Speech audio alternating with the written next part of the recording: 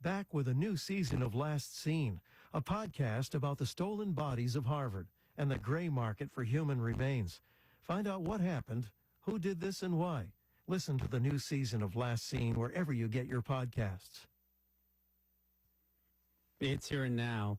A high-profile politician is on trial in Manhattan, and it is not who you think. Senator Bob Menendez, a Democrat from New Jersey, faces 16 felony corruption charges. He's accused of taking gold bars, cash, and a Mercedes convertible in exchange for political favors. The allegations are that the senator received these gifts from powerful businessmen with ties to the governments of Qatar and Egypt. Two of those businessmen are also co-defendants in this case. With us from the courthouse in New York is reporter Sal Rizzo of the Washington Post. Hi, Sal. Great to be with you. Hello. Hello. Senator Menendez has been tried before on corruption. Jurors back then were deadlocked, and there was a mistrial 7 years ago. Help us understand this new case with more serious charges. First of all, what is the senator accused of doing for the government of Egypt? So, first of all, as far as Egypt is concerned, because you also mentioned Qatar, which is the second part of this case, but as far as Egypt is concerned, Egypt had a businessman with deep government ties in New Jersey. His name is Will Hanna. He's a co-defendant in the trial today and will be. And Mr. Hanna, set up, without having real experience, according to prosecutors, a company that certifies meat as halal that can be imported by Egypt. And so this was a monopoly that the U.S. Department of Agriculture opposed because they thought that it would hurt the market, it would hurt the U.S. market and U.S. consumers somehow. But when they tried to raise their concerns to Senator Menendez, he, according to the indictment, demanded that they not interfere with, this monopoly that Will Hanna was going to get from the Egyptian government and did get from the Egyptian government. In exchange, prosecutors allege that Hanna provided Nadine Menendez, the senator's wife, with a, low-show or no-show job at this company that we're talking about, basically payments, to her bank account for not doing much as far as prosecutors could ascertain.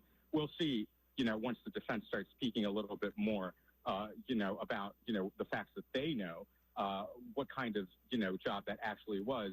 But it seems like, it was this no-show job, basically a sham to disguise these bribe payments. And Hanna is also accused of paying off her mortgage. She was behind on her mortgage. Bob Menendez, the senator, eventually moved into that house in Englewood Cliffs, New Jersey. And when the FBI raided it in June 2022, that's when they found gold bars, about $480,000 in cash stuffed in basically everywhere, a safe, closets, a jacket, emblazoned with the senator's name on it.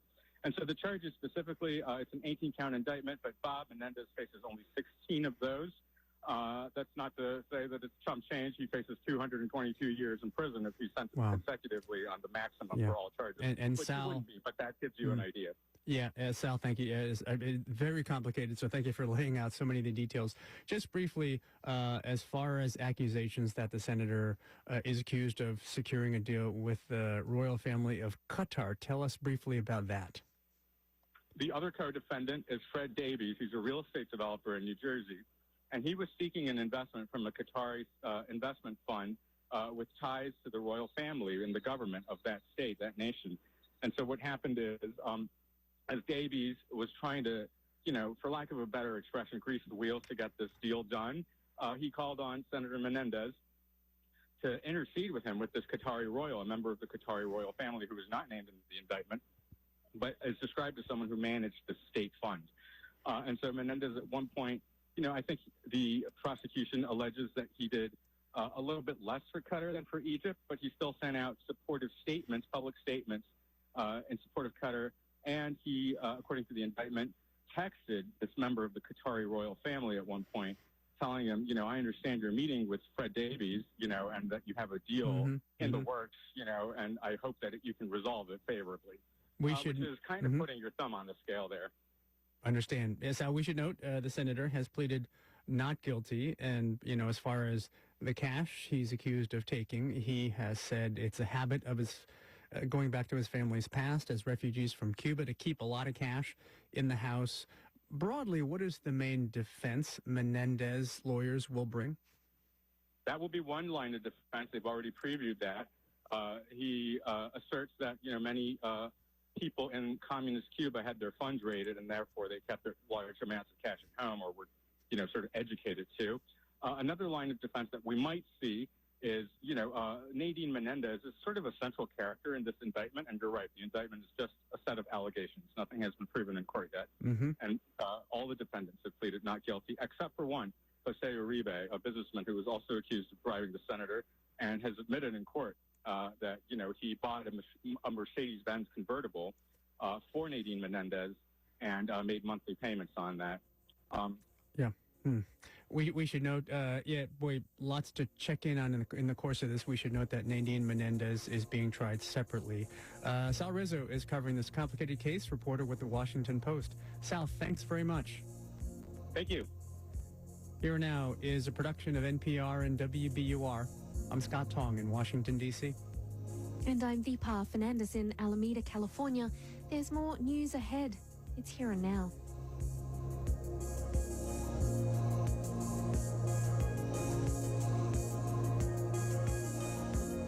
Funding for Here and Now comes from the listeners of WBUR Boston and your NPR station, and from Road Scholar, a not-for-profit educational travel organization offering adventures for adults in more than 100 countries.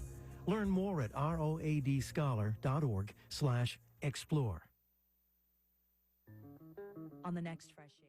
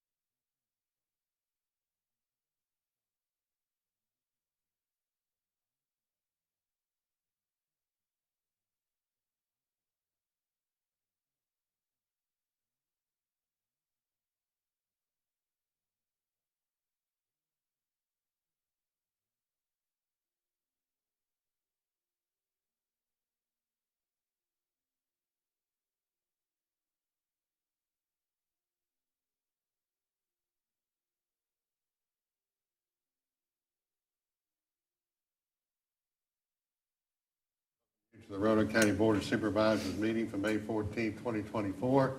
At this time, I would like to welcome Captain Matthew Trantham and invite him to come forward to the podium. Captain Trantham is with the Salvation Army, and I'd like to invite you to tell us about the Salvation Army and then to lead us in prayer. When Captain Trantham is ready to lead us in prayer, I would invite all who desire to stand for the prayer and to remain standing to join the board in reciting the Pledge of Allegiance. Welcome, sir. Thank you. It's wonderful to be here today. A couple months ago, when I chose today to be the day that the Salvation Army would be here to pray, I did not know it would be raining. But I picked this day because this is National Salvation Army Week. Back in 1954, President Dwight D. Eisenhower declared the second week of May to be National Salvation Army Week. And in his proclamation, he said that the Salvation Army, among all Americans, it has been a long-standing symbol of wholehearted dedication to the cause of human brotherhood. Their work has been a constant reminder to us all that each of us is neighbor and kin to all Americans. Giving freely of themselves, the men and women of the Salvation Army have won the respect of us all. Now, I know that the Salvation Army is a widely recognized nonprofit organization, but the Salvation Army's mission is to preach the gospel of Jesus Christ and to meet human need in his name without discrimination. We do that in over 130 countries around the world with various programs for men, women, children, and all sorts of folks. And it was actually the sport of basketball that brought me into the Salvation Army and has brought me to where I am today, where my wife Christina and I were appointed to Roanoke last year, and we now call the Roanoke area our home. So we're glad to be here. Thank you, and welcome to the beautiful Roanoke Valley. Now we can start Okay. prayer. At this time, let's stand, those that wish to, and remain standing. Well, gracious Heavenly Father, we thank you for the opportunity to be here today. We thank you for all the provisions that you've made, and we continue to lift up all of those who are our elected officials. We thank you for this corner of the earth that we call home, and we pray that you help each of us to be good stewards and good neighbors with all that we have. We pray for our first responders. We pray for our men and women who are overseas and here locally serving communities and keeping us safe. We pray that you bless every family represented in this room and help each of us to be the best stewards of our resources and our time and our talent with all that we get to do to make Roanoke a better place for all. We love you, Father, and pray all of this in Jesus' name. Amen. Amen. I pledge allegiance to the flag of the United States of America and to the republic for which it stands, one nation, under God, indivisible, with liberty and justice for all.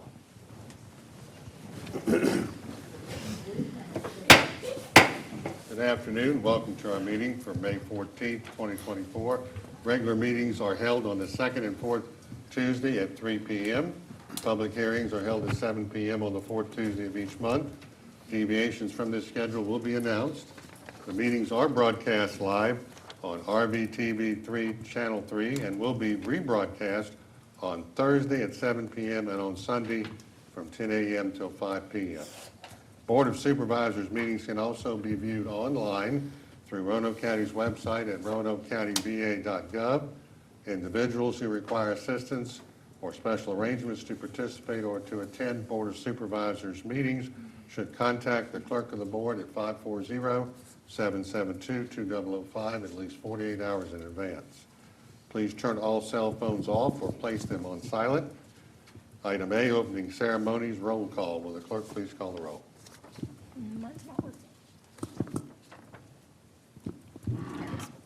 Mr. Radford? Here. Ms. Hooker? Here. Mr. Mahoney? Here. Ms. Shepherd? Here. Mr. North? Here. Item B, request to postpone, add to, or change the order of agenda items. Are there any requests to postpone, change, or add to the agenda order? Mr. Kaywood. No changes, Mr. Chairman. Fellow board members. No. No, sir. Okay, Mr. Luback. No Thank you. changes, sir. Item C, proclamations, resolutions, recognitions, and awards. Item 1 is proclamation declaring the month of May 2024 as Business Appreciation Month here in Roanoke County. Megan Baker, we recognize you, Director of Economic Development, and welcome representatives from Basil's Farm Market and Gifts, and I invite them to join myself and Ms. Baker at the podium. Chairman North, members of the board, I am here to present the proclamation declaring May 2024 as Business Appreciation Month in Roanoke County. This month, we proudly recognize all businesses for their significant contributions to fostering an attractive and prosperous economic environment in Roanoke County. Chafin and Whitney Scott, and I'm joined today by Whitney, owners of Basil's Farm Market and Gifts, will accept the proclamation on behalf of Roanoke County businesses. The Farm Market and Gift Store opened late last year as a destination retailer and features local grass-fed beef, pasture-raised meat and eggs, and artisan gifts. We are grateful to Basil's for their contribution to our community and their support of local artisans and farmers. Thank you so much, and your entire team at Basil's Farm Market and Gifts. And welcome. Thank you. And here's the resolution if you would like to hold on to it there Sure. with Megan. And at this time, will the clerk please read the resolution or proclamation? Proclamation declaring the month of May 2024 as Business Appreciation Month in the County of Roanoke. Whereas the County of Roanoke is proud to have a dynamic base of business and industry which contributes to an emergent local economy. And whereas the business partners create wealth in the County of Roanoke by capital investment and the creation of essential employment opportunities for Roanoke citizens. And whereas the County of Roanoke recognizes that existing businesses play a crucial role in sustaining the economic well-being and in the building and in building a prosperous community through charitable, civic, and philanthropic contributions. And whereas the board wishes to acknowledge the leadership role embodied by the entire existing business community, express its respect, and convey to these business partners the esteem in which they are held. Now therefore, we, the Board of Supervisors of Roanoke County, Virginia, do hereby proclaim the month of May 2024 as Business Appreciation Month in the County of Roanoke, and further, by this proclamation, give notice to our citizens that we recognize the accomplishments and resilience of our existing businesses, entrepreneurs, small, minority, and women-owned businesses, and the major employers that contribute greatly to our economic vitality and the well-being of our citizens. Thank you very much. Is there a motion to adopt the proclamation? Mr. Chairman, I move that we adopt and approve this proclamation. Is there a second? Second. Is there any discussion on the motion, Board? There being none, will the clerk please call the roll? Mr. Radford? Yes. Mrs. Hooker? Yes. Mr. Mahoney? Yes. Mrs. Shepherd? Yes. Mr. North? Yes. And at this time, I'd like to ask Basil's Farm Marketing Gifts if you'd have any comments you'd like to share. Step up to the mic there. Well, I appreciate you guys having us out. We are not new to the community here. My husband and I grew up in the Roanoke Valley, and we're graduates of Cave Spring High School, so this area is very familiar to us and one that we've always called home. So it's both an honor and a privilege to be invited here today, and we appreciate that you all appreciate small business, the growth that it brings to our community, and then also the value that supporting local small business, which is our goal ultimately at our store, to continue to do for both our community and then just the state of Virginia as a whole. We have been privileged to be able to expand our horizons. My husband's a woodworker, and so we were able to live on the West Coast for the last 5 years, and that enabled us to be able to see the growth that that brings to communities and the importance of supporting local agriculture within that, the nourishment that that brings to our bodies, and then also the beauty and growth of supporting our local artisans. And so when we decided to move back to Virginia, our home state and our hometown, we knew that that was something that we wanted to cultivate and bring to this area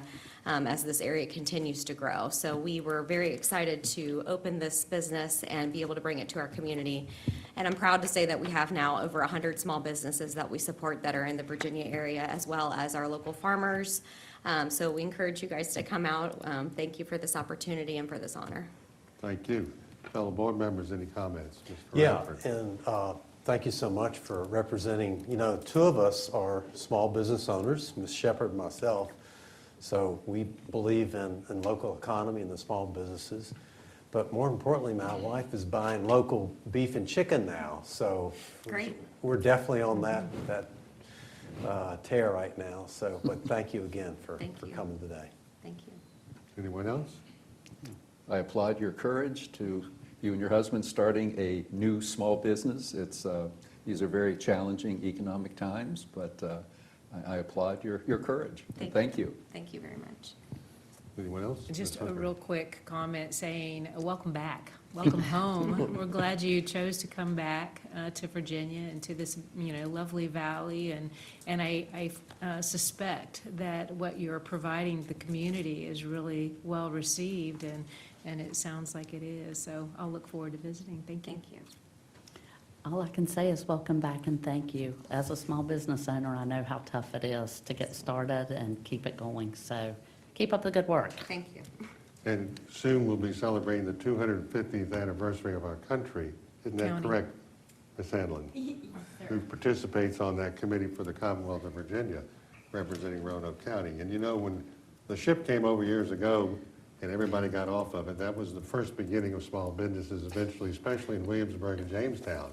And so small businesses have been around a lot longer than the large ones, and so they're an important part of the community. And we in Roanoke County appreciate you and all small businesses, not only in May, but throughout the year as well. So you want to get a picture now at this time? Do you want to let us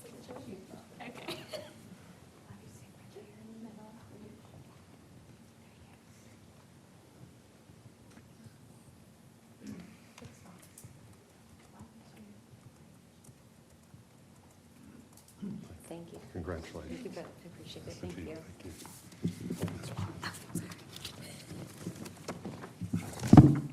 Thank you. Moving on to item C2, resolutions and recognizing long-term Mount Pleasant Volunteer Fire Department members. The Chair recognizes Tammy Shepard, Vinton Magisterial District Board member. Step down to the podium at this time to join me. And I think you have a few comments you'd like to make. Yes. Mr. Chairman and fellow members of the board, it has come to my attention that several of the volunteer members of the Mount Pleasant Fire Department have served our community with distinction for a remarkable length of time. I wish today to express appreciation and to recognize 4 volunteers for their selfless and meaningful service. One is Patrick Ayler for 22 years of service, David Riddle for 22 years of service, Kent Henson for 40 years of service, and Dean Rohrer for 53 years of service. In total, these men have served the citizens of Roanoke County for over 137 years. Wow.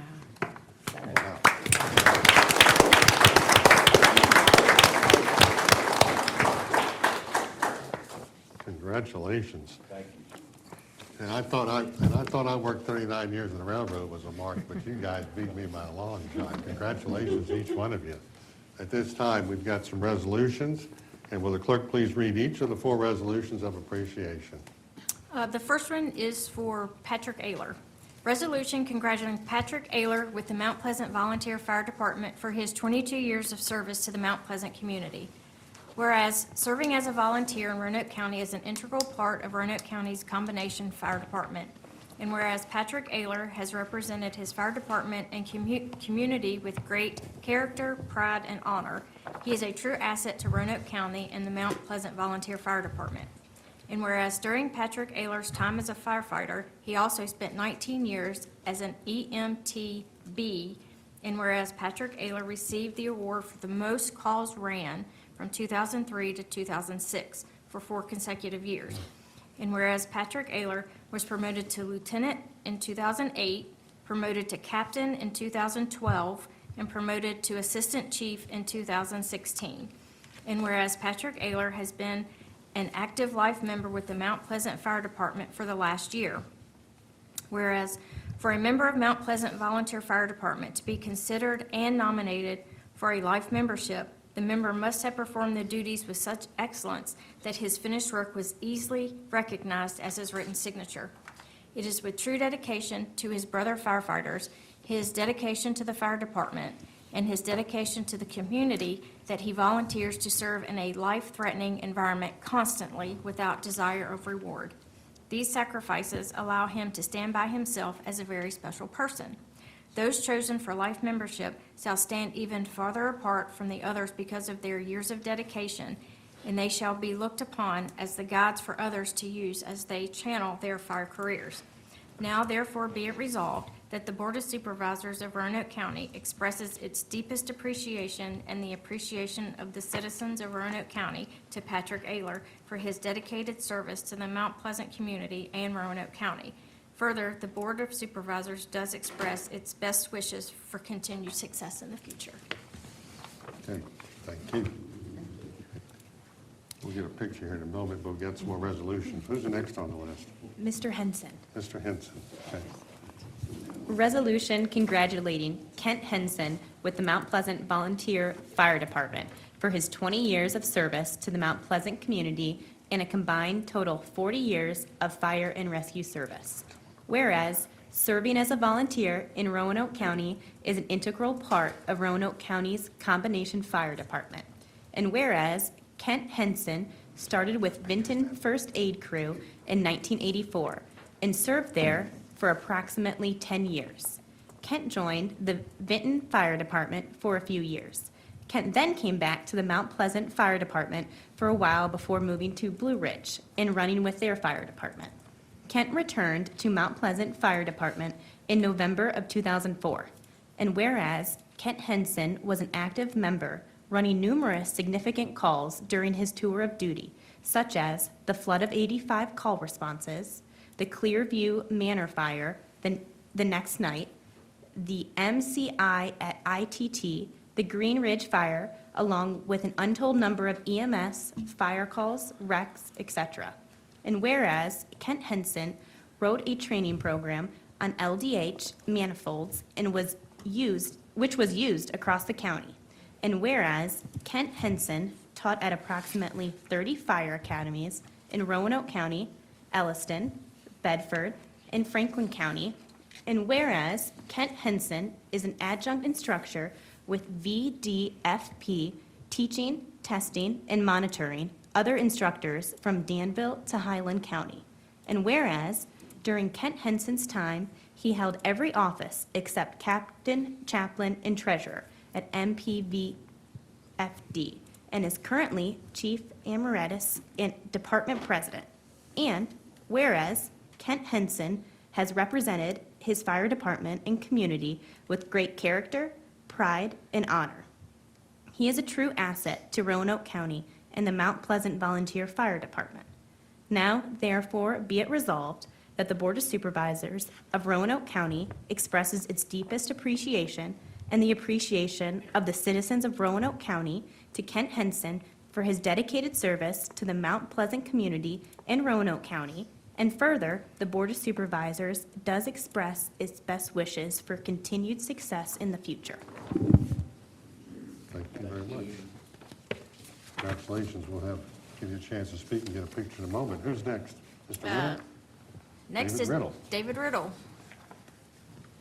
Resolution congratulating David Riddle with the Mount Pleasant Volunteer Fire Department for his 22 years of service to the Mount Pleasant community. Whereas serving as a volunteer in Roanoke County is an integral part of Roanoke County's combination fire department. And whereas David Riddle has represented his fire department and community with great character, pride, and honor. He's a true asset to Roanoke County and the Mount Pleasant Volunteer Fire Department. And whereas during David Riddle's time as a firefighter, he also spent 8 years as an EMTB. And whereas David Riddle was the MPVFD treasurer for 21 years, and whereas David Riddle was on the Roanoke County Fire and Rescue Safety Committee for 20 years, and whereas David Riddle retired from Catawba Hospital after 28 years of service, and during that time, he spent 26 of those years serving on the Roanoke County and Regional Emergency Planning Councils and coordinating with local fire responders on hospital emergency drills. And whereas David Riddle has been an active life member with the Mount Pleasant Fire Department for the last 2 years. Whereas for a member of the Mount Pleasant Volunteer Fire Department to be considered and nominated for a life membership, the member must have performed duties with such excellence that his finished work was as easily recognized as his written signature. It is with true dedication to his brother firefighters, his dedication to the fire department, and his dedication to the community that he volunteers to serve in a life-threatening environment, constantly without desire of reward. These sacrifices allow him to stand by himself as a very special person. Those chosen for life membership shall stand even farther apart from the others because of their years of dedication, and they shall be looked upon as the guides for others to use to channel their fire careers. Now therefore be it resolved that the Board of Supervisors of Roanoke County expresses its deepest appreciation and the appreciation of the citizens of Roanoke County to David Riddle for his dedicated service to the Mount Pleasant community and to Roanoke County. Further, the Board of Supervisors does express its best wishes for continued success in the future. Congratulations. Okay, and we have next Dean Rohr with 53 years of service.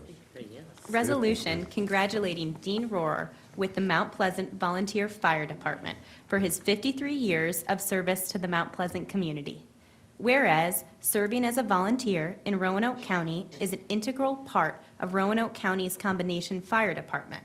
And whereas Dean Rohr has represented his fire department and community with great character, pride, and honor. He is a true asset to Roanoke County and the Mount Pleasant Volunteer Fire Department.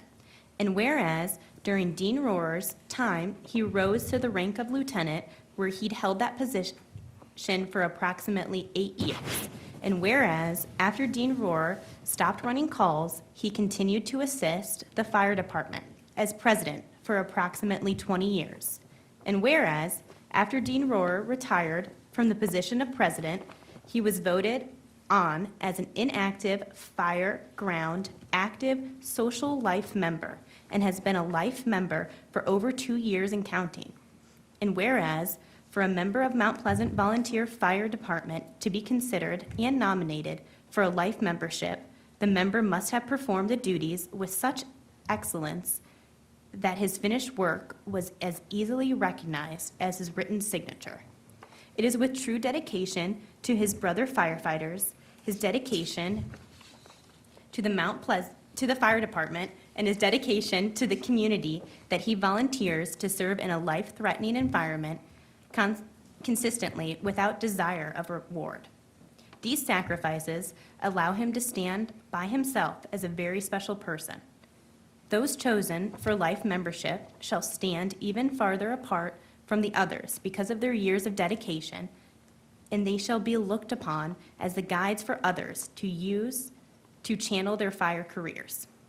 Now, therefore, be it resolved that the Board of Supervisors of Roanoke County expresses its deepest appreciation and the appreciation of the citizens of Roanoke County to Dean Rohrer for his dedicated service to the Mount Pleasant community and Roanoke County. And further, the Board of Supervisors does express its best wishes for continued success in the future. Thank you very much. At this time, is there a motion to adopt each of the 4 resolutions of appreciation? We have a motion. Is there a second? Second. Second by Mr. Radford. Any discussion on this motion from anybody? That said, will the clerk please call the roll? Mr. Radford? Yes. Mrs. Hooker? Yes. Mr. Mahoney? Yes. Mrs. Shepherd? Yes. Mr. North? Absolutely, yes. Does anyone from the Mount Pleasant Volunteer Fire Department, gentlemen, or anyone else have any comments to share, to step up to the mic there? If you'd like to I talk. can't hear too good. Well, that's okay. We can hear you, I think. Although, Like to thank y'all for the time of recognition. Been a long road.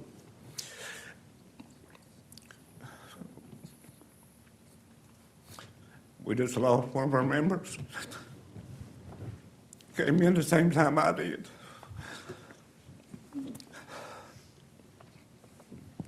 I'm sorry. It's okay. We thank you. All right.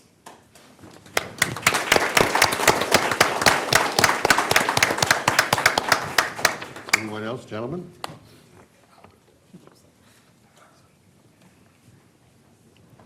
Yeah, Dean was mentioning, we just lost a life member, Marvin Cooper, just passed away the other day. It's always hard to lose someone. So, I would like to thank everyone for this, and it's been an honor to really serve all these years. So, I've had fun. Next up, you sure? Don't be shy, it's your one moment. You're on TV, though. And you can go back and watch yourself. You sure? I'm sure I don't want to break the camera. Okay. Well, the camera adds 10 pounds, y'all got about 80 cameras on. Go ahead, have a seat. I do want to say one thing to you gentlemen. I came in the door 18 years ago, didn't know any of y'all at all. Probably a pain in the butt for 15 of them. Thank y'all for all y'all done. You know, y'all done a lot. You know, Ayla here, Bates my best friend now. So you taught me a lot, Riddle has. Dean just smacks me a lot, so. But no, y'all have done well, y'all have earned this, and thank y'all. Thank you, sir.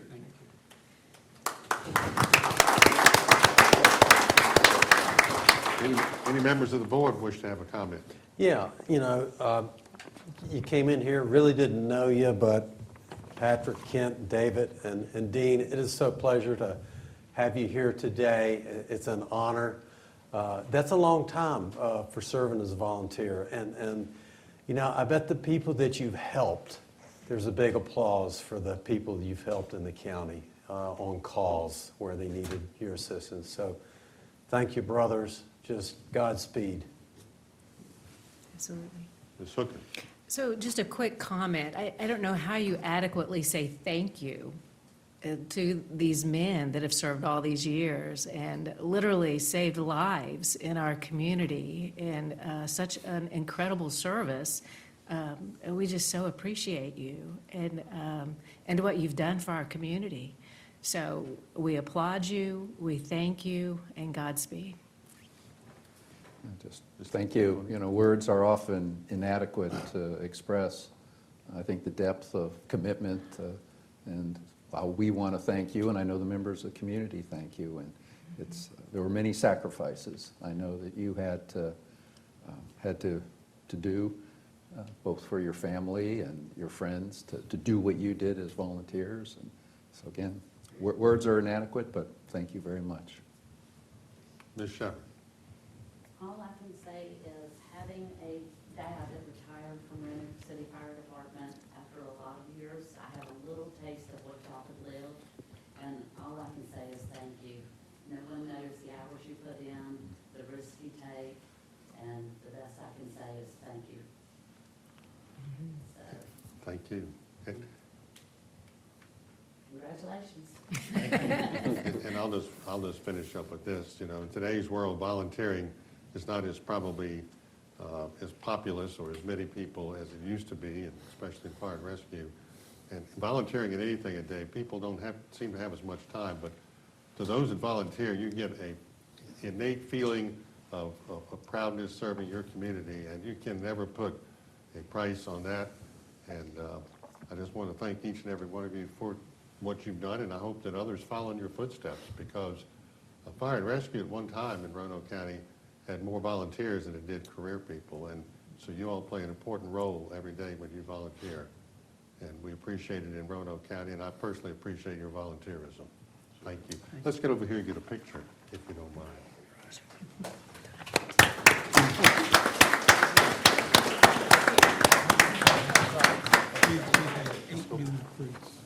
Eight new recruits in 2 months. Is that right? For volunteers? That's great. 8 new recruits in 2 months. That's great.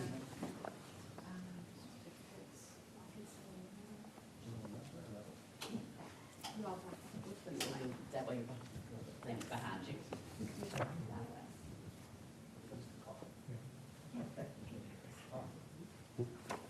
You want to get up here? Come on up here. Jason, we get Jason Peters up here. He used to be on the board, but he's also a volunteer.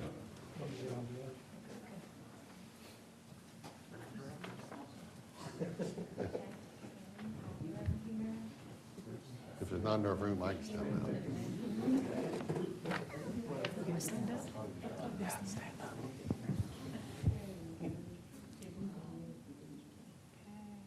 Big smiles. 1, 2, 3.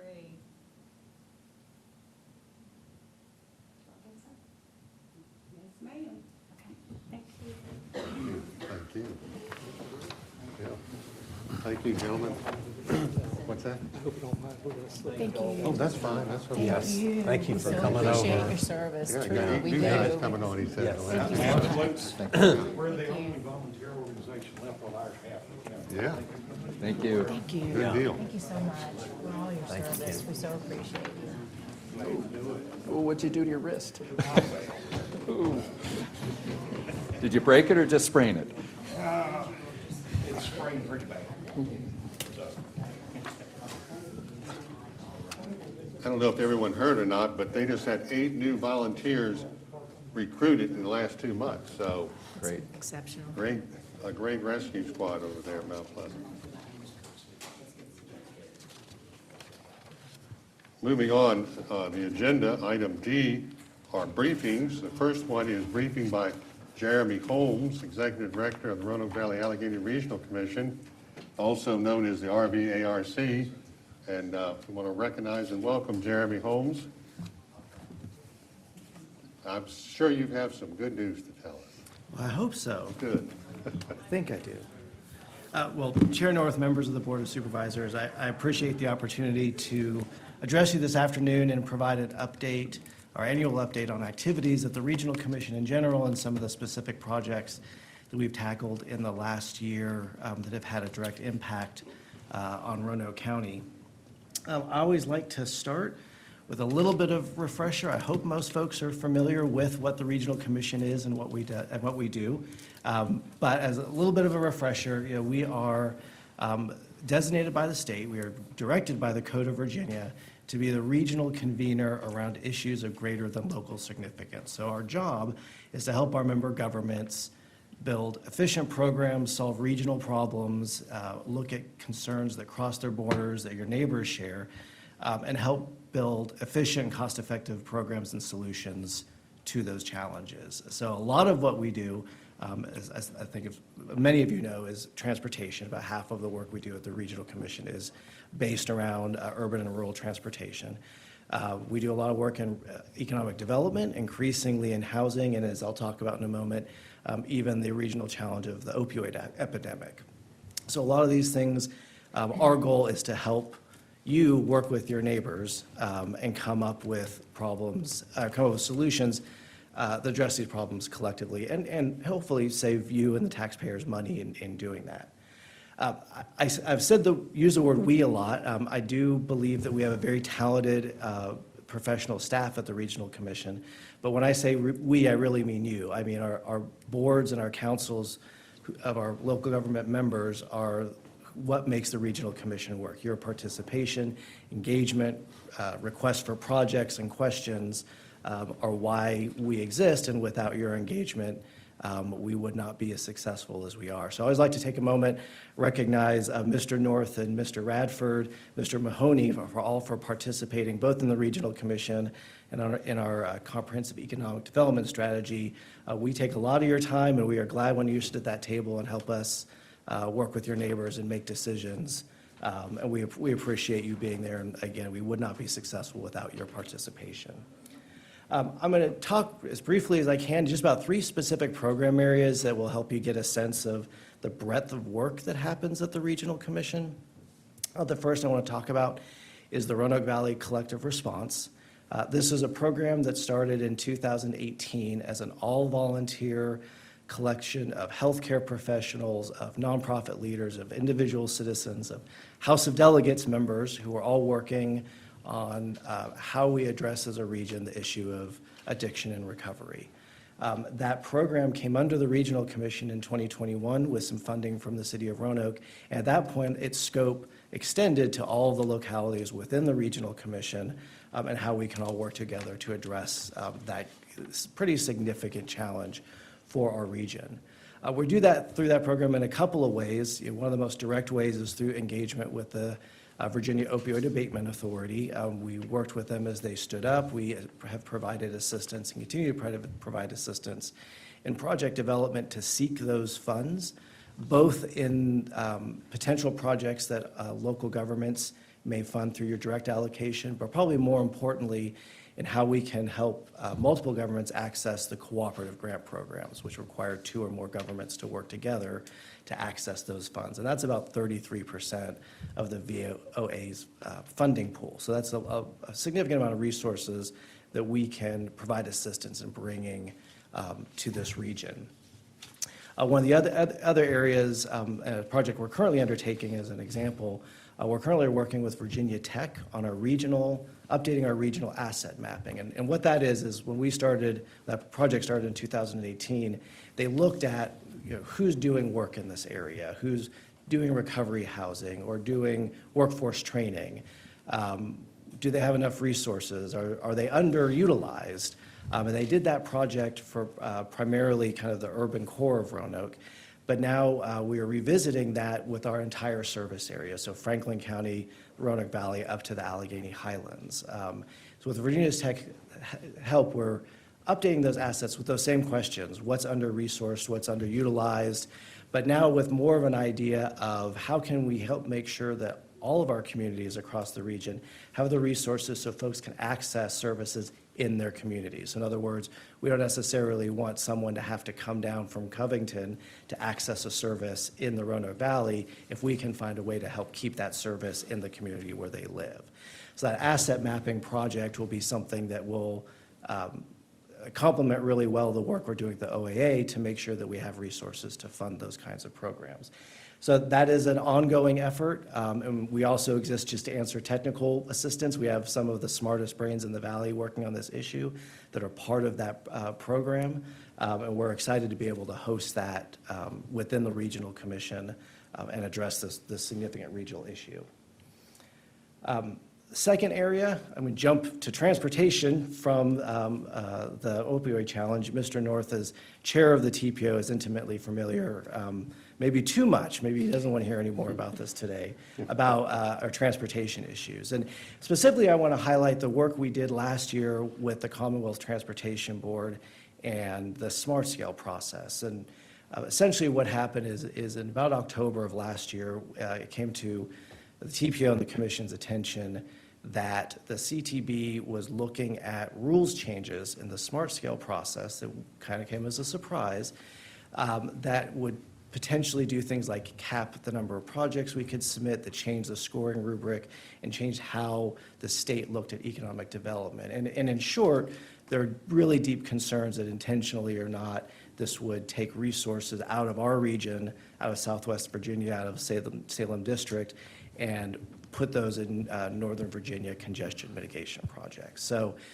staff of the TPO working with the board and members of the TTC began engaging with the CTB, began working with Dr. Ray Smoot, who's our CTB member, who we had the pleasure of hosting at the TPO last week, to share these concerns, to provide data and information, to provide constant feedback to the CTB, working with other statewide organizations to try to mitigate the potential harm that would come to our ability to carry out really important transportation projects. We're happy to report that in the December CTB meeting and affirmed in their January meeting, the worst of the possibilities did not come to pass. There's still some things that we're not super excited about, and that's our job now, is to continue to gauge in the Smart Scale process, understand how some of these scoring changes and project review works, and then make sure we work with all of you, all of our localities through the TPO process so that the next round of applications are as competitive as possible. So this is an area where on behalf of the whole region, we spent a lot of time watching CTB meetings. I'm not sure if any of you have sat through a 4-hour CTB meeting. It's not the most exciting. Of course, Mr. North, but some of us don't do it for fun like others. But it's important to monitor what they're doing and how they're coming to decisions and how to address those. And so that was some of the work that we did last year. We think it had a positive impact on our ability to get good transportation projects. The last thing I want to highlight is our regional legislative agenda. This was the first time that the Regional Commission has ever undertaken this effort. We do regularly engage with our delegates and senators, but we never had developed regional legislative priorities. And so this was a request from the board. We keep tagging Mr. North. He chaired the legislative committee, keep him a busy man, of investigating what would be the most useful thing we could do from a regional perspective, understanding that many of our localities do have legislative agendas, many don't. We wanted to come up with something that complemented the work that was out there and filled in gaps for folks, particularly in our rural areas, who may not have had significant engagement with the General Assembly. So we shamelessly stole Roanoke County's postcard idea at the encouragement of Mr. North. So we came up with 5 legislative priorities, everything from I-81 funding to workforce housing as a part of an economic development focus in the state, to Catawba Hospital, to airport expansion. So we've got a document that kind of lays out all those reasons, but that was a lot of work by our legislative committee to identify those issues. And now we're going to undertake the important work of, were we successful? So we are currently working on engaging with some folks at the state to help that group measure success and whether this is something we're going to keep doing, and how we can better engage legislatively going forward to bring in funds and programs that just don't currently exist. So I went through those real quickly, but what I want to kind of highlight is that the Regional Commission does a lot of kinds of work in a lot of different areas. That's just 3 different areas, but the kinds of projects that we take on throughout the year, at your request, are significant and varied. And that is our job, to serve you. And primarily, when you ask us for something, we would try to see, does everyone else have that same problem, and how can we work better together to solve that? So just highlight a couple things going forward that are some projects in place. I want to mention our electric vehicle market study, because that what did come to us as a request, study request from Roanoke County. That is underway. We expect to have that done within the next month. But the goal of that is to capitalize on the massive amount of funding that's out there right now for electric vehicle charging stations and infrastructure, and to supplement some of the work that's happened at the VDOT level, very much with the focus of making sure that our localities can get projects, access that funding, and get stations. So we're not just asking people to stay on 81 and go to a Sheetz or a Buc-ee's or wherever, but to come into our communities, and that we have the resources so people come and visit, and ideally, while they're waiting for their car to charge up, spend some money in our localities. So that's the focus of that study, and we're looking forward to have that completed within the next couple of months. As always, I won't go into all the details. We provide constant technical support throughout the year. One of our roles is to work as a liaison between you and state and federal agencies. So we work very closely with EDA, Appalachian Regional Commission, and others to access funding, access technical support, and so forth. So hopefully we can help you with those relationships when possible. And right now, we've been really focused on that one-time IIJA funding, the Infrastructure Act funding that, as I mentioned, is doing a lot for electric vehicles, to make sure that we can, as much as possible, make sure our region and Roanoke County can get some of those resources. So I appreciate your time. That's all. I kind of want to just highlight some things. I've got copies of our annual report. If you don't have one, I'll be happy to hand off. But again, we couldn't do this without the participation and the belief in regionalism of our localities. And Roanoke County is an active participant, an active supporter of regionalism, and we really appreciate that. And we don't have a lot of the issues that other regions in the state of Virginia do. I can tell you that, and that's because you guys work with your neighbors and you work with us very well, and we appreciate that support. So thank you very much for your time. I'm happy to answer any questions that you might have. Thank you, Jeremy. And at this time, do any fellow board members have any questions or comments for Jeremy? Mr. Radford. Yeah, I got a comment. Jeremy, thanks so much. And to the Roanoke County citizens that might be listening, so what does this do for you at Roanoke County? So we get money directly from the federal government for our transportation projects. Jeremy and his staff, along with VDOT and the other members of that Allegheny Regional Commission, we all come together collectively and look at projects in those communities and where it'll benefit the most. So Mr. North and I sit with other localities discussing transportation, economic development, greenways, byways, blueways. So it's a big network. And to Mr. North's credit, the legislative agenda had never been done before. And so, yeah, the pocket card is a good way to get that in front of our legislators so they can see a real quick summary, front and back, what those real issues. Because we know our legislators and our senators, they don't have time to read a 10 to 12 page document. So the pocket card is an innovative way to pull it in real quick. And you saw the pictures where they were in an informal setting and talking with the legislators. So those are key things. So that's how it benefits us Roanoke County citizens. We network with the Roanoke Allegheny Regional Commission, and they help the entire region. So thank you, Jeremy. Thank you. Anyone else? Jeremy, thank you for a very informative report. I want to echo what Mr. Radford said. I think, unfortunately, for many of the citizens in our area, they have no idea what you do. And I think it's important to send that message. I want to publicly applaud both Mr. North and Mr. Radford for all your work for the transportation issues. I'm this board's representative on the Economic Development Strategy Committee. Was it May 1st, Jeremy and I and other members of the committee, we saw what I thought was an amazing project in Roanoke City, the Riverdale project, the old Viscose plant.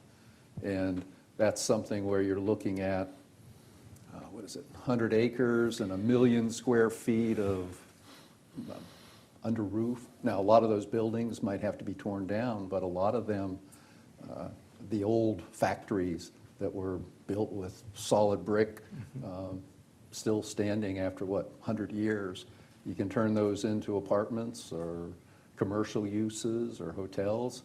Now, it's a 20 or 30-year project, but I guess what I would like is, how can we do better? The man who was for the SEDS committee, our staff contact, Eddie Wells, he's recently retired. Amanda McGee is the new person who's going to be working with us. But I think there's a lot of exciting opportunities, whether it's in transportation, whether it's in economic development, that we can go forward. And we've been struggling on the committee to try to tap into the federal EDA for some grant money that's out there. And as Jeremy mentioned and highlighted on his briefing, all the various other sources. And I think we can utilize better, I think, some of the support that the commission has to try to tap into that. So unfortunately, many of our citizens don't realize some of the benefits and advantages that come with what the commission does.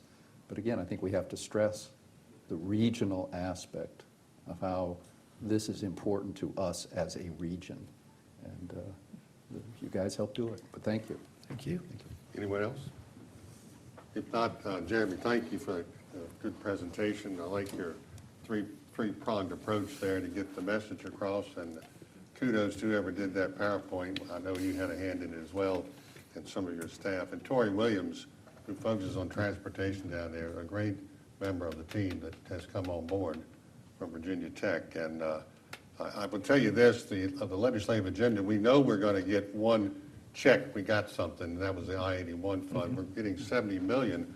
But I learned this morning, having coffee, some of my friends in Richmond wrote to me and shared some other good news. We should get another $175 million towards I-81, predicated on revenues and how they're coming in. April was strong with revenues, which helped propel the budget to come to a conclusion so quickly. But we have to perform, the state does, with extra revenues in 24, 25, and 26, and we'll eventually get that extra $175 million that I hadn't heard about until I had had a few messages back and forth today with folks in Richmond. That's great news too, because $35 million covers only 1 mile of 81, and we still got mileage to deal with up and down the corridor, never mind here in this area.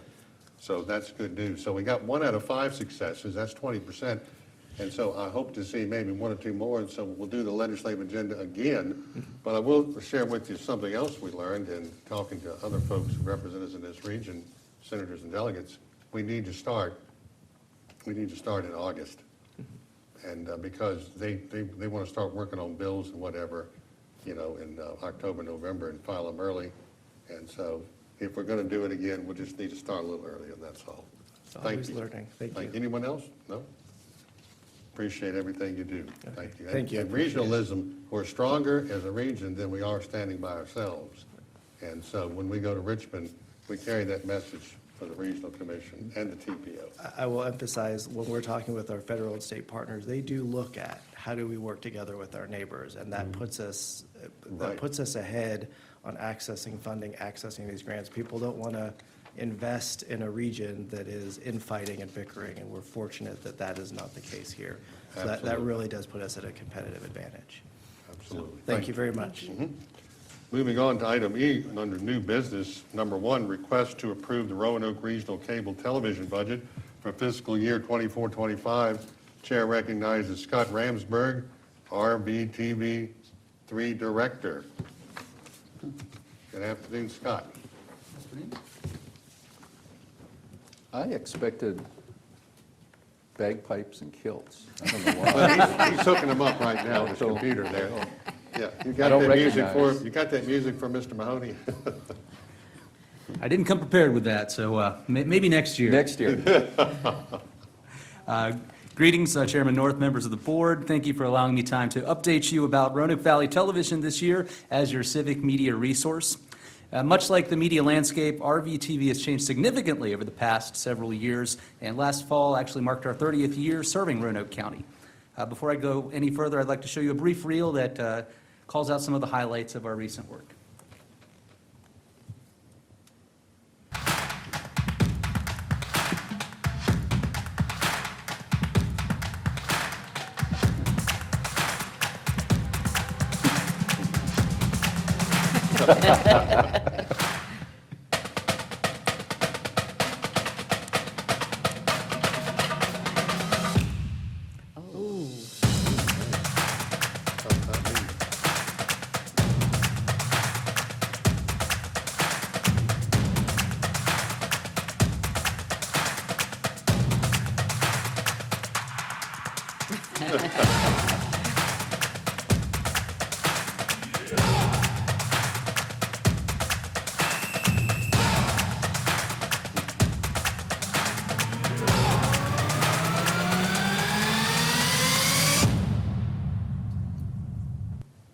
Well, I know you saw some familiar faces in that video, and as the chairman alluded to with the previous speaker, it is a regional effort, and we're proud to serve 3 jurisdictions, the city of Roanoke, Roanoke County, and town of Vinton, as well as their respective school systems. You're all aware one of the most important functions, of course, is ensuring public access to government meetings like this one, of which last year 102 were recorded, directed, and live streamed last year. We're also involved in creative content generation. Much of that is in the form of video. But last year alone, we produced 45 hours of content from 480 unique projects. RVTV also provides services like still photography, drone videography, thanks to our FAA-certified drone pilot. And we're also involved in a variety of graphic layout, design, and sometimes even animation projects. Last year, we added a podcast studio based on the requests of our partners. And all in all, we conservatively estimate that RVTV provides about a $2.5 million service value to our government partners each year. Getting into some of that 30-year history, RVTV was chartered through a mutual agreement between those municipalities and chartered as an educational institutional programming organization. Historically, we operated like a cable access government television station, but our focus shifted in 2020 to become a civic media resource for those that we serve. Whereas the content used to be mostly lengthy host and participant interviews, now most of that content is geared towards mobile consumption in the form of fast-paced 3 to 5 minute segments. And it's a change that's been widely recognized, not only through awards like you see here from Public Relations Society, we also helped with a State Economic Development Award recently, but also through increased use of our services by those partners and affiliate organizations like RVARC. You see examples below about how we've been agencies have used us for things as diverse as graphic design. Of course, you're familiar with some of our staff members. You probably interacted with them. Our 5-person team combines 100 years of experience in media and marketing, enabling us to help our partners come up with creative community engagement ideas and content. A little bit about our governance and funding. RVTV is overseen by the Regional Cable Television Committee, and that consists of an elected representative from each jurisdiction. Thank you, Ms. Shepard, for serving in that role. A citizen representative and a communication staff member from the partner agencies. We meet every other month to help guide our operations. Roanoke County, as you know, is our fiscal agent and handles our human resources as well as many of our IT needs. I develop the budgets annually, which consists mostly of staffing costs. And the majority of equipment and capital expenses are currently funded right now through cable franchise grants. Our operating budget is split between the agencies by percentage of population.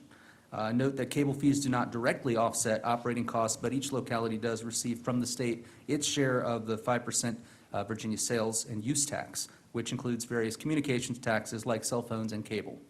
Cable subscribers also have a 20-cent EG fee wrapped into their taxes that also support EG programs such as what RVTV provides. In recent years, we've used some historic capital funding from franchise grants to outfit RVTV with the amenities of modern production studio. Since 2020, we've upgraded our set to have modular backdrops. We upgraded LED lighting in the studio this year and have a full-wall cyclorama green screen. And of course, out in the field, we just a taste of our gear. We operate cinema quality Sony cameras as well as some multi-axis gimbal cameras. All staff members are proficient in multiple software tools such as Adobe Creative Suite. And we're always looking for opportunities to improve our technology and equipment to better serve the needs of our partners. And for the purposes of tracking and ease of browsing our content for the public, we divide kind of the areas we produce for into 4 categories of business, recreation, education, and public service. Just in the past 2 weeks alone, we've worked with Roanoke County specifically on projects as diverse as a Take It With You police PSA, the economic development projects, including the industry insight tours with our school systems, and a special aerial drone fly-through of the Tanglewood area just for prospective businesses coming to the area. Promotions for Splash Valley Water Park, registered apprentice night with the schools, library promotions, and 2 podcasts. And again, that's just within the past 2 weeks. So wrapping things up, we started 30 years ago as a cable channel in partnership with Cox. Now we still carry that 24/7 cablecast signal on Cox, Comcast, and added last year Shentel Glo Fiber 7, and of course streaming all the time on RVTV.org. But what I'm most proud of is how we've adapted our communications to more closely align with the way that our citizens take in media and the way the government partners communicate. So if you haven't already done so, I encourage you to follow RVTV on whatever platforms you choose. Most of that content that we produce is put on those platforms, although some partners do choose to put out the content on just theirs. And of course, a lot of the things that we do are internal in nature, and you may not see them on there. Another way that you can stay informed is to get text or email notifications by signing up at rvtv.org/subscribe. And there you can choose to receive notices whenever either new content is provided or whenever select content is produced for a government or a specific product area. So finally, in your board packet is a full line item summary of RVTV's operating requests for fiscal year 24-25. The county's portion of that request is $282,991, or 45.63% out of the total annual operating budget, which is $620,000, noting that 85% of our budget expenses are personnel. Thereby, most of the operational increases that have occurred over the prior fiscal year have been determined for us by adopting Roanoke County's cost of living adjustments and benefits package. It is the recommendation of the Cable Television Committee to approve the 24-25 fiscal year Roanoke Valley Television operating budget, and I'd just like to close with, it's been a pleasure every day working with Amy Whitaker and her public information staff to help create this content. We look forward to continuing this as a regional partnership with Roanoke County and the other partners as we help make our community stronger, more engaged, and better informed. So with that, I'll leave the board with any questions or comments. Thank you very much, Scott. And are there any questions for Mr. Ransberg, board? Oh, go ahead, Martha. I was just going to say, thank you, Scott. You do a fabulous job. Your team is very good, and sometimes the subjects that you work with are difficult to portray in a good light, like when we're playing pickleball or things like that. So we really appreciate what you all do. Your backdrops are especially phenomenal. So thank you for all you do. We appreciate you. Thank you. I actually am fortunate enough to represent Roanoke County on the RVTV committee and board, and I got to go tour the facility studio and am completely amazed, one, at their little drone that they have that flies indoors, and would like to have one of those for myself. The other thing is I don't know if any of you all have ever seen the camera, but it just goes up and down to keep everything level. And the studio is great. If you've not had the opportunity, make sure that you sign up for the info alerts from RVTV. You'll know everything going on in the city, county, town of Benton. It is a wealth of information and really neat and informative. And I don't know how you all do it all, but I really enjoy it. Thank you. Anybody else? Me. Scott, I don't know if you have it. On our agenda, on our page 20, it lists the capital and reserve budgets. Yes. And it's showing the Salem grant and the Cox Cable grant. So we still have that much. I had thought that you guys had spent down the Cox Cable grant. We have been. When I came in 3 years ago, I believe that grant sat in the nature of $800,000 between what was remaining of those funds. We are down to probably about $600,000 of that, and we're spending it. Our capital is spending at a rate of about $75,000 per year. So our intention is to continue going through that to meet our needs and enhance our capabilities while that grant is able to be utilized. So you'd have maybe 6 more years, 7 more at I'd- $75,000 a I'd year. estimate 8 to 9, but yeah. Just a wild guess, what's one of your neat cameras cost when you have to go out and buy a new one? One of those neat cameras, they're probably, if you include the lens, about $7,000 worth in just one camera. I was just expecting it's higher. And that's part of the reason why the original grants that were decades ago were so high in number, that the cost of that type of equipment is a lot lower than it was 10, 15 years ago, which enables us to spend the grant money at a slower rate. Thank you. Mr. Radford. Yeah, Scott, you guys have a good way of making us look good. I appreciate that. More us guys than the women. But I did go through your expenses. Thank you for outlining that, where it increased, decreased. That was very easy to follow and understand. And, you know, you give a lot of bang for the buck to the community. So, I mean, to me, that's a lean, mean budget you got there. So y'all do a wonderful job. Keep it up. Appreciate it. And let me just add some comments of color to that great presentation. You know, there was a Canadian named Marshall McLuhan years ago, and it was on a required reading list somewhere in college, and his book was called The Medium is the Message. And I would tell you this, that in the Roanoke Valley, especially in our region, the medium is RVTV3. And you all do a super job. Everything you touch turns to gold. You helped us with the CTE presentation that Doug contacted you on, and super product, 5 slides, got the attention of folks in Richmond, just like that. And it was a short to the point message, and so you're helping that. Even though we didn't get the money, we're going to still go back next year probably and try to get some more. But thank you for everything you do. It helps to accomplish one of our goals in our strategic plan. And Ms. Whitaker can attest to that probably, and so can Mr. Kaywood, was to elevate our messaging, if you will, from Roanoke County. And so you play an instrumental role in that. We thank you very much. Is there a motion to approve RVTV's budget for fiscal year 24-25? I will make that motion. And I will second that motion. Any questions, any discussion on the motion? There being none, will the clerk please call the roll? Mr. Radford? Yes. Mrs. Hooker? Yes. Mr. Mahoney? Yes. Ms. Shepherd? Yes. Mr. North? Yes, thank you. And thank you, Scott. Thank you very much. See you around.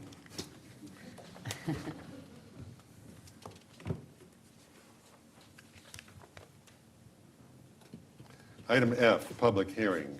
Number 1, public hearing for citizen comments on the proposed fiscal year 24-25 operating budget and the proposed fiscal year 25 through 2034 capital improvement program. Chair recognizes Steve Elliott, Budget Administrator. Welcome, Steve.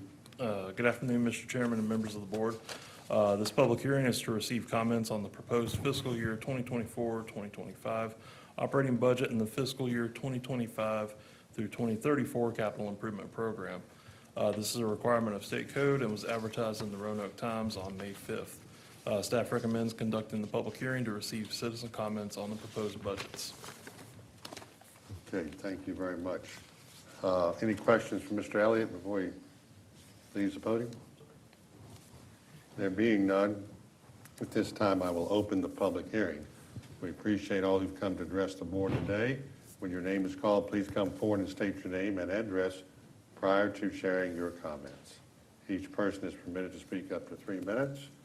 At the front of the podium is a light system that tells you how much time you have remaining. When the light changes from green to yellow, please share any concluding remarks. When the light changes from yellow to red, your time is ended.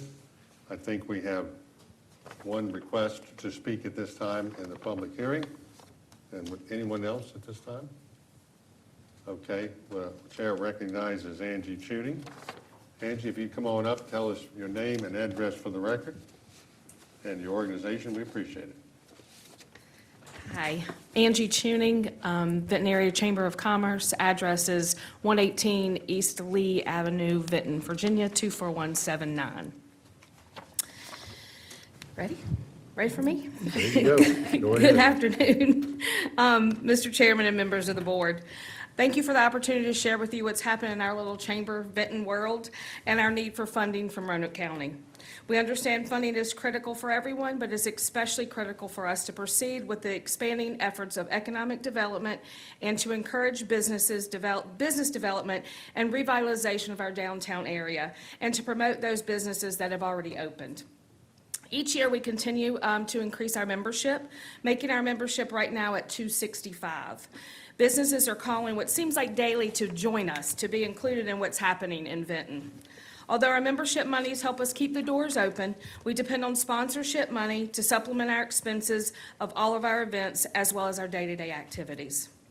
We have expanded our special event calendar. We do 16 major events each year. That includes our Senior Expo, which brings about 25 people through the War Memorial on one given day in about 4 hours. 8 Mingle at the Markets, which brings anywhere from 500 to 800 people to our town, and that's twice a month, June through September. We have 2 golf tournaments, our Fall Festival, which brings thousands to our town on that day, and we hold the only Christmas parade in Roanoke County and the first in the Valley. So we make sure we're the first one in the Valley. One of the neatest things for me when we are at these events is that I look around the crowd, and I think I know a lot of people, but I look around and I see people that I've never seen before in Vinton, and it's exciting that we're bringing all those folks to our community. In addition to what I just read, we have ribbon cuttings, networking events like Business After Hours and Business and Breakfast, which is a new event we started last year. We do events like Pancakes with Police, Pizza with Police, and Coffees with Cops. We're continuing our educational events like our Lunch and Learns that we have 6 that we plan each year, but businesses are asking for more events, so just today we decided to add some more to our calendar. Twice a month, I host a radio show called Vinton Chatter on Fox 910 AM and 104.3 FM, and which spotlights events or businesses around the area. And that's basically a 30-minute commercial for them. And this year, we held our first inaugural casino night to thank our sponsors and our volunteers. It was a lot of fun. And we're always looking for more events to sponsor and to hold because we love people coming to our town. Next year is our 75th anniversary, so we're looking to do a lot with that. One of the highlights of our year every year is our Angel Tree. This past year, we provided 166 children in Roanoke County. That includes our feeder schools, all of our elementary schools that feed into our middle school and our high school. And we ask for all ages of children so that all ages in that household get a gift or lots of gifts. So it's a huge undertaking, but we love to do it. We continue our partnership with the Town of Vinton and Leisure Publishing to host our In Vinton magazine, and that is bound in overprints of, or into the Top Docs issue of the Roanoke magazine, and we get overprints, so we put those in places like Explorer Park and the hotels all around the valley. We're working on a new version of our menu booklet to help promote our local restaurants. So we keep going all the time. You see, we can keep busy, but with all these endeavors costs money, and in order to continue and grow, we need your continued support. We wish to request $12,000 in grant money to keep the momentum going, not only in Vinton, but East Roanoke County. Thank you for your time and consideration. We'd love to have you guys help us with our events. Thank you, Angie, and see you in Vinton.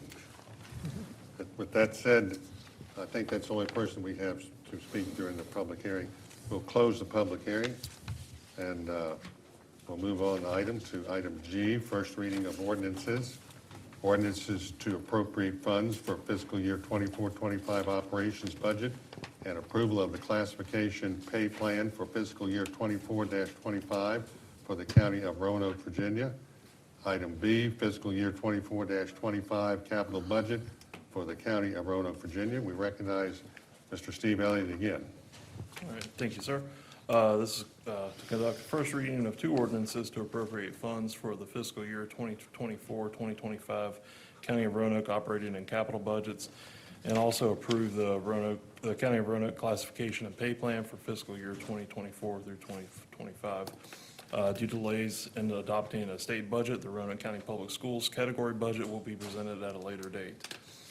Staff recommends approval of the first reading of the 2 fiscal year 2024-2025 budget appropriation ordinances. Staff also recommends approval of the attached classification pay plan for fiscal year 2024-2025, and scheduling the second reading of the two ordinances for May 28th, 2024. Thank you, Steve. Are there any questions, board members, for Mr. Elliott? Steve, I just have one question. I think it was great news. The budget was signed yesterday in Richmond by the governor before everybody left town on the money committees. It usually takes about a week, doesn't it, before localities, school boards realize about what they anticipate to get, because they got to go back to the state and does rerun the numbers. That's correct, sir. It takes a week or so. We're anticipating, I think, the schools to hear to approve the budget in the early June before we'll present first and second reading of the school's category budget at the two meetings in June. Yeah, I understand they really passed a lot of extra money for education this year. Was it 1.5 billion or something? Way up there. So that's good. We'll look forward to more updates as we move on. Is there a motion to approve the first reading of the two fiscal year 24-25 budget appropriation ordinances and the approval of the classification and pay plan for fiscal year 24-25, and scheduling the second reading of the two ordinances for May 28, 2024? So move. Second? Second. Mr. Mahoney, any discussion on the motion? There being none, will the clerk please call the roll? Mr. Radford? Yes. Mrs. Hooker? Yes. Mr. Mahoney? Yes. Mrs. Shepherd? Yes. Mr. North? Yes, thank you.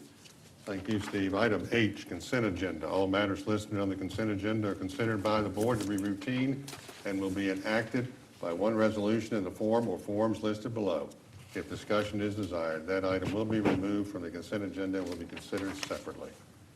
Does any board member wish to remove an item from the consent agenda for discussion? Mr. Mahoney. I'm sorry, question. Yes. Did we have to have two votes, one for the operating budget and one for capital, or was our vote sufficient for both? We talked about that yesterday. Sir, I believe that, thank you, Madeline. Yes, since I believe that the motion for both was clear, I think we're good to go. That's okay. Thank you, sir. I had the same point yesterday when we had an agenda review, especially this time of year, we need agenda reviews. Thank you. Thank you, Peter. Okay, back to the questions. Any board member wish to remove an item from the consent agenda for discussion? No, but can we make a comment? There is time for comment in the motion. Okay, I'll do the comment after the motion then. After the motion, yeah. Is there a Okay. motion to adopt all matters on the consent agenda? So moved. Is there a second? Second. Is there any discussion of the motion, Mr. Radford? Thank you. Just want to let everybody know that in this, the building permit fees, we've looked at this, and I know my the building members, we haven't had these permit fees go up for quite a while, since 2009 or longer. So it's been a long time coming. We're not the highest in the area, and we're not the lowest. We're sort of in the middle. And these fees pay for personnel, for technology that we need to stay up to date with building building code regulations. So just wanted to add that comment for discussion. Thank you. And I just want to piggyback on that by stating that it's good to review these fees a little more frequently than we probably have in the past, and I think that'll be the case going forward, I hope. But I will tell you this, you price to the market, and Doug Blunt and his team, you price to the market, and you did a good job, and that's how pricing needs to be done, and appreciate that review. And also simplifying it, if you will. Yes, Ms. Hooker. Just a quick comment regarding minutes and how that we have updated our formatting for the minutes, and I think it's much more readable. I think it's simplistic, it's easier on the clerk, I think it's easier on us in review, so I appreciate that process. Yes, thank you. Okay, will the clerk please call the roll? Mr. Radford? Yes. Mrs. Hooker? Yes. Mr. Mahoney? Yes. Mrs. Shepherd? Yes. Mr. North? Yes. Item I, citizens' comments, communications. Do we have any citizens' comment and communications? Anyone want to speak that hadn't signed up? Okay, with that said, we'll move on to item J, reports. Is there a motion to receive and file the reports that have been included with the agenda under item J? Motion. Is there a second? Second. Is there any discussion on the motion? There being none, will the clerk please call the roll? Mr. Radford? Yes. Mrs. Hooker? Yes. Mr. Mahoney? Yes. Mrs. Shepherd? Yes. Mr. North? Yes, thank you. Item K, reports and inquiries of board members. Mr. Mahoney. I have 5. Well, I got about 20. Of course. It has been a busy, busy week. Back at the end of April, I had an opportunity to speak with Logan Spencer. He is the head of the Cave Spring Rescue. If you recall, we had the work session that talked about the problem we have, and I appreciate the work the chief did and Ms. Owens did to help, to come up with a plan to help both the Cave Spring Volunteer Rescue and the Vinton Volunteer Rescue to be able to comply with those new federal regulations and those new rules. On May 1st, I think, as I mentioned with Jeremy Holmes, when he was here with the SEDS Committee, the Economic Development Strategy Committee, we had an interesting tour of the Riverdale development. Ed Walker has partnered with Roanoke City, the old Viscose plant. It's probably going to be a 20 or 30-year project, but I give a lot of credit to Roanoke City and Mr. Walker to step up to do that. That'll be a tough solution, but if it does come about, it'll be excellent for the city. On May 2nd, Ms. Hooker, Ms. Owens, and I attended a meeting of the Regional Jail Authority, and we looked at our budget. We're going to vote on that for the regional jail facility in June. Some difficult votes will occur at that meeting, but I hope we can solve some of those problems. I think Ms. Owens and David Cox and staff tried to develop a pay scale that is similar to the pay scale that we have for our public safety people, and I think that will help the jailers at the regional jail a lot. May 3rd, we had the Apprentice Appreciation Night at the Salem Red Sox Stadium. We had 34 apprentices. I think about half to 2/3 were Roanoke County.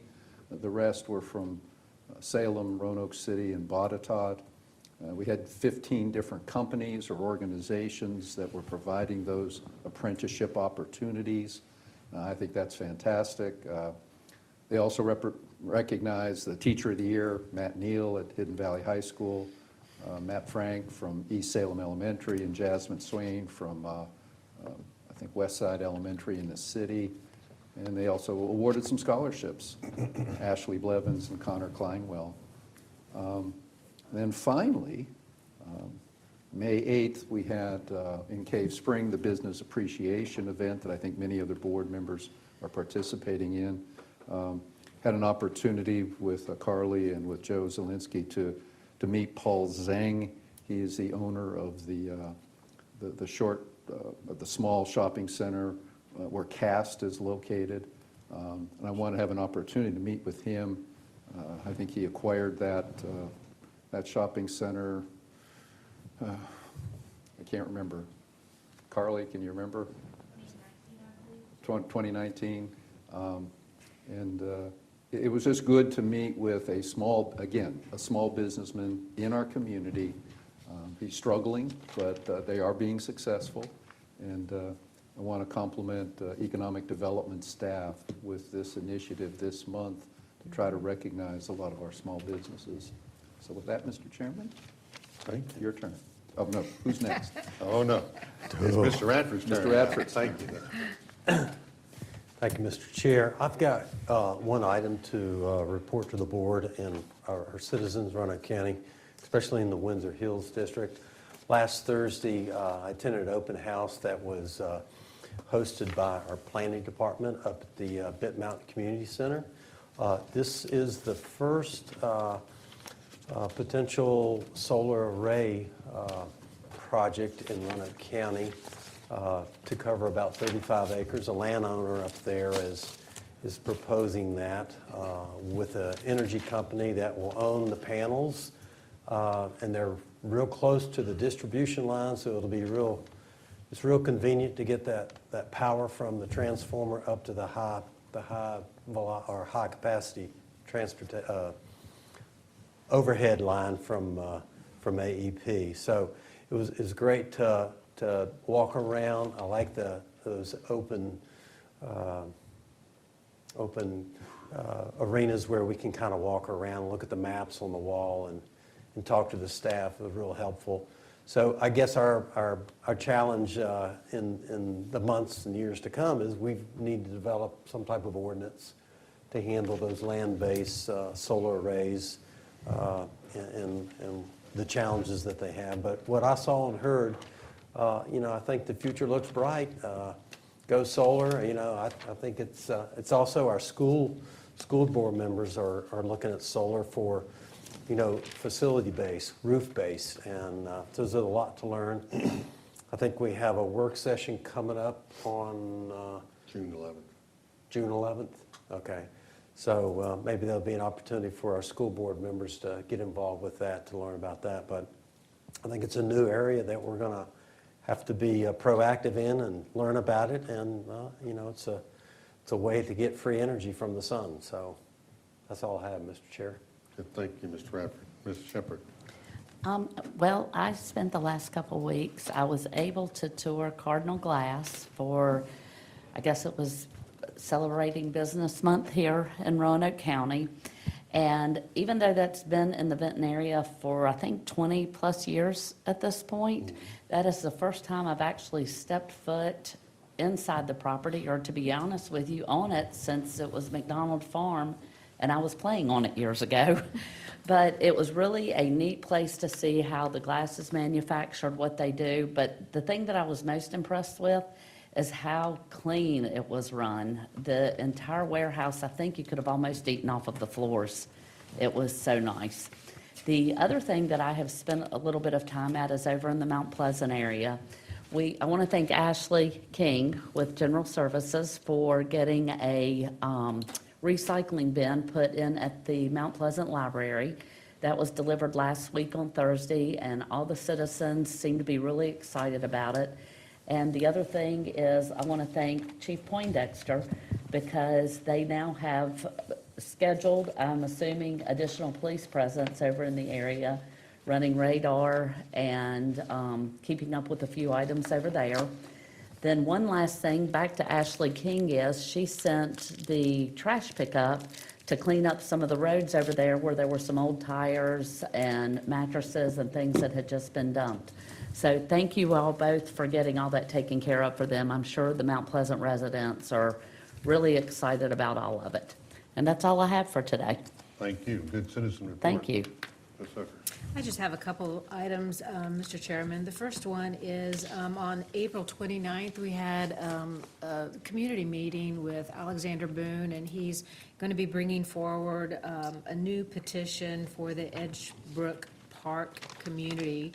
And it was very well received at the community meeting, so I'll look forward to that petition. I believe it comes forward on June 25th, I believe.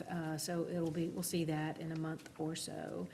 And then also, I met with Carly again and Joe and Megan. Appreciate everything that you all have done for Business Appreciation. And we were able to go and visit Koppers in West Roanoke County, and it was very well received. I think they really appreciated that the county cares about that industry, that business, and it is a significant impact to the community in the western part of Roanoke County. They're very proactive with the schools and they're great benefactors to that area. And then the final thing was also on May 7th was we had an opportunity, Mr. North was with me, as was some of the administrative staff, in visiting and going to the Four Truths Recovery House in Roanoke City. I have a special connection with the founders of that group, and as they are recovering addicts and putting together this much-needed space for a place for addicts to go post, in their recovery, a new place to live that's not back with their old friends and old environment. It's a much-needed space. And it was just so impressive to see everything that was going on with Four Truths Recovery. And that's all, Mr. Chairman. Thank you. And Ms. the First Lady of Virginia. spoke, First and- Lady of Virginia was there, Suzanne Youngkin was there, she did a great job. And many of our local delegates and senators. Mhm. Okay, so this is 3 weeks between meetings, so you have a lot to do. And staff doesn't give us a day off sometimes, so, anyway. Or we don't give them a day off. Oh, we don't give them a day off, that's right. We met with Dr. Ray Smoot on April 25th, staff here, and Mr. Radford and I, and who's the Commonwealth Transportation Board member to the Secretary of Transportation for this area. And we shared our 6-year transportation request for Round 6 Smart Scale. And later on, after lunch, he spoke at the TPO, which is the Transportation Planning Organization that Jeremy talked to us about. And one of the things he pointed out was that when an area chooses their #1 project, don't change it. Embrace it, advocate for it.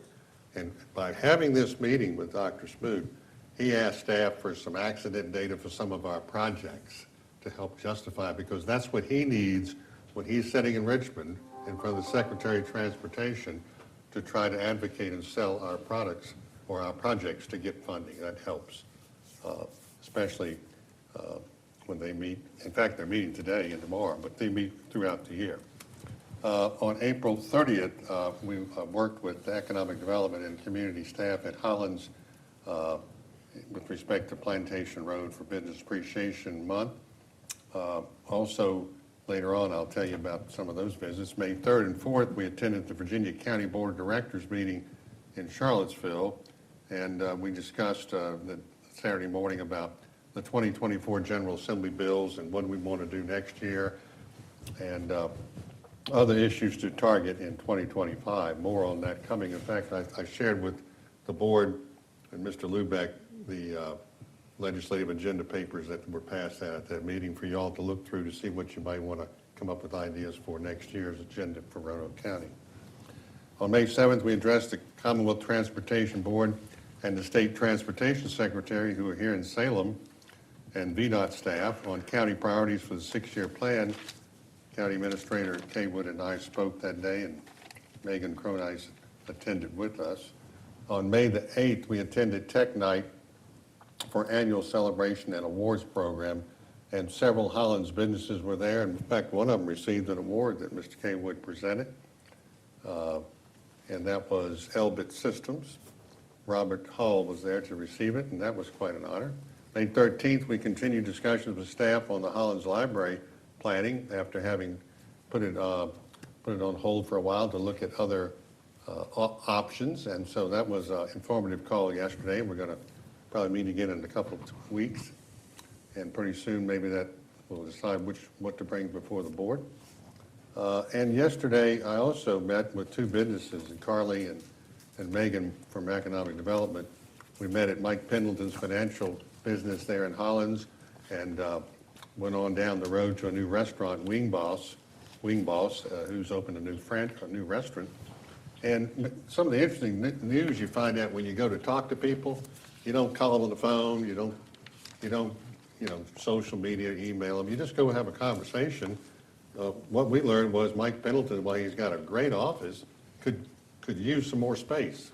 And so that got put on our radar to look for other space in which he could then rent out his space. But then the restaurant that opened up was telling us about the tales of moving into a larger building and the challenges in the restaurant where someone works from the time it opens to it closes at night. And his issue with signage and those challenges. While he has signage, it's not the signage he needs in the final program. And so you learn a lot when you are proactive and go out and visit people. And I just want to thank the economic development people for putting that together, especially during May Appreciation Month, but throughout the year as well. It checks a box for the board in our strategic plan. May 13th, the state budget passed, and not only did it pass, but the governor said, "Let's sign that." And he signed it on the same day. And that was a big hit. Just a couple highlights: 3% pay raise across the board for state employees, and $500,000 is being earmarked for the Virginia Transportation Museum downtown, contingent on them doing economic development impact study, I believe. So things are happening, and we got a budget. And Mr. that's- Chairman, I tried to read some of the material that was summarized from Virginia Association of Counties for the budget. I could not find anything for Catawba Hospital, and that was one of our priorities. Was there any, are there any dollars at all in there for Catawba Hospital? I think there was, but whether it made it in the budget, I haven't seen. They want a study done. They want some more work done. And so you put some money, the proposal was put some money forward to do the study. And that's kind of where it lays. I haven't heard much more out of Delegate Rasul That's my on that understanding. topic. So I imagine the study's going to have to be done before November, so JLARC or whoever's doing it can report back to General Assembly. And then next year, if that study justifies any additional funding going forward, then that could take place. But, you know, there's some things that are easy to do, like going to the General Assembly and asking them to amend the code to insert a word to allow for refunds on real estate and personal property. It was allowed on real estate, but not personal property. Slam dunk, Delegate McNamara got it, it was unanimous. But sometimes the most obvious things, when you get the Secretary of Labor to agree, they don't always come to be in the long run, even when you don't get it in the governor's budget, and then you try to do budget amendments. But I'm going to tell you something right now. You know, it's hard, and it just makes you want to keep digging and go back and find another angle. And I was talking to Senator Hidd yesterday, who called to ask for a favor on his sign permit for his new business because he's changing his name. And he was on the floor of the Senate. Whoops, I got to go. I'll call you back later, because they were coming out of at ease. And I told him, we're not going away. We're coming back to have another dialogue to see what we need to do, because anything regionally in this area should get some attention and some funding. And to that point, while at VACO, Jeremy Bennett talked about the school construction referendum. And the consensus is don't do anything next year, because you're probably going to run into the same demise as they did this year. But I suggested that he bring to your committee on VACO, Ms. Hooker, you're the vice chair or the chair of that committee, I believe. And to go before the Board of Education and get rid of the 11 questions that doesn't allow a level playing field for school systems all over the Commonwealth based upon their composite index and stress levels only, and forget those 11 questions that kicks out too many localities from getting consideration. Roanoke County was one, and we should have gotten 20% of that CTE 80 million or $16 million, and we did not get it, which is why we took another approach and then another approach, two more approaches to try to get funding. So the system in its early infancy has some challenges to it, and that was just one of them. They did make some changes with regards to those who did get grants of $1 million, $3 million, whatever. They go to the bottom of the list, and that way they can't always compete and get grants year after year after year. And they have the last $85 million supposed to be earmarked sometime this year that folks have applied for. And they were looking at 3 different ways of adopting new changes to how you dish the money out besides the 11 questions. So they're beginning to look at some changes, and I don't know, that's something we got to look at in the budget. Did they allocate any more school construction dollars? And I have not heard about that for this program. I would hope that they would have in the $1.5 billion, because I know the literary fund amount has been increased, which has helped us on the elementary schools. But if you don't go back and keep asking, you don't get anything. It's fun and games sometime, I guess you call it. That's all I have, and we'll go to item L, work session with staff to review Roanoke County strategic plan. Momentarily, the board will recess to the 3rd floor for that work session. However, before doing so, I'd like to move that the board go into closed session upon the completion of the work session. Item N, closed meeting pursuant to the Code of Virginia as follows. I move to go into closed session pursuant to the Code of Virginia, Section 2.2-3711, subparagraph A, Part 3 of the Code of Virginia, to discuss or consider the acquisition of real property in the Cave Spring Magisterial District for a public purpose, where the discussion in an open meeting would adversely affect the bargaining position or negotiating strategy of the public body. And Section 2.2-3711, subparagraph A, Part 5 of the Code of Virginia, for discussion concerning a prospective business or industry or the expansion of an existing business or industry where no previous announcement has been made of the business or industry's interest in locating or expanding its facilities in the community. Specifically, the board will discuss potential business location or expansion in the Cave Spring and Catawba magisterial districts. Do I have a second? Second. Will the clerk please call the roll? Mr. Radford? Yes. Mrs. Hooker? Yes. Mr. Mahoney? Yes. Mrs. Shepherd? Yes. Mr. North? Yes. The board will now recess to the third floor for the work session. Following the work session, the board will enter into closed session. Recess to the third floor for the work session and the closed session. Upon completion of the closed session, we will move on the agenda to item N, the certification resolution.